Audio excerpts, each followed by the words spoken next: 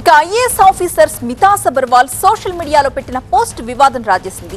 దివ్యాంగుల్ని గౌరవిస్తున్నాను అంటూనే వారికి కొన్ని కేటగిరీస్ లో రిజర్వేషన్స్ విషయంలో కీలకమైన వ్యాఖ్యలు చేశారు స్మితా సబర్వాల్. కొందరు స్మితా వాదనతో ఏకీభవిస్తుంటే మరికొంతమంది మాత్రం వ్యతిరేకిస్తున్నారు. ఐఏఎస్లకు కోచింగ్ ఇచ్చే బాలలత ఇప్పటికే సీరియస్ అయ్యారు. స్మితపై చర్యలు తీసుకోవాలని డిమాండ్ చేశారు. దివ్యాంగులతో విమానాలు నడిపించగలమా అని ప్రశ్నించేందుకు స్మితా సబర్వాల్ ఎవరు అంటూ ప్రశ్నించారు.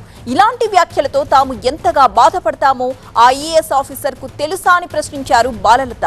ఉన్నత స్థానాల్లో ఉన్నవారు బాధ్యతగా మాట్లాడాలని సూచించారు. దివ్యాంగులపై స్మితా సబర్వాల్ వ్యాఖ్యల వివాదం హైకోర్టుకు చేరుకుంది. ఐఏఎస్ పై చర్యలు తీసుకోవాలంటూ సామాజికవేత్త వసుంధర హైకోర్టులో పిటిషన్ వేశారు. పూర్తి వివరాలతో అఫిడవిట్ దాఖలు చేయాలని కోర్టు ఆదేశించింది. దీనికి సంబంధించి ఫుల్ డీటెయిల్స్ అందించడానికి మా ప్రతినిధి ప్రణీత లైవ్ లో సిద్ధంగా ఉన్నారు. ప్రణీత, ఐఏఎస్ స్మితా సబర్వాల్ చేసినటువంటి వాక్యాల వివాదం అందరికీ తెలిసిందే. అయితే తాజాగా ఆమె చేసినటువంటి వ్యాఖ్యలను వ్యతిరేకిస్తూ హైకోర్టులో ఒక ప్రజా ప్రయోజన వాద్యాన్ని దాఖలు చేశారు. సామాజికవేత్తగా ఉన్నటువంటి వసుంధర ఈ పిల్ని దాఖలు చేశారు. అయితే ఈ పిల్కి సంబంధించినటువంటి విచారణ ఈరోజు హైకోర్టు బెంచ్ ముందుకు వచ్చింది.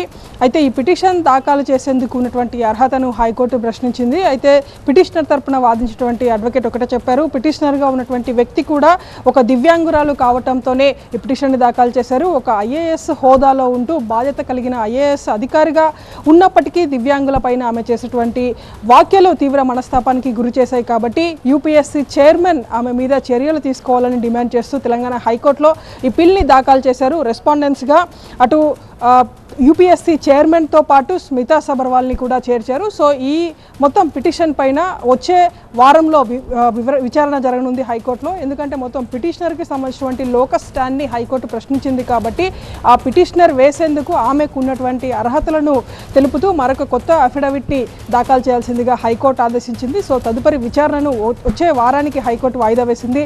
స్మితా సబర్వాల్ చేసేటువంటి వ్యాఖ్యలు అందరికీ తెలిసిందే. దివ్యాంగులను కేవలం కొన్ని డిపార్ట్మెంట్స్కి మాత్రమే పరిమితం చేయాలంటూ ఆమె సోషల్ మీడియా వేదికగా చేసినటువంటి కమెంట్స్ తీవ్ర స్థాయిలో దుమారం రేపై దేశవ్యాప్తంగా అనేక మంది దీనిపైన విముఖత వ్యక్తం చేసినటువంటి సందర్భాన్ని కూడా చూసాము. సో అదే నేపథ్యంలో ఈ పిల్ కూడా హైకోర్టులో ఫైల్ అయింది.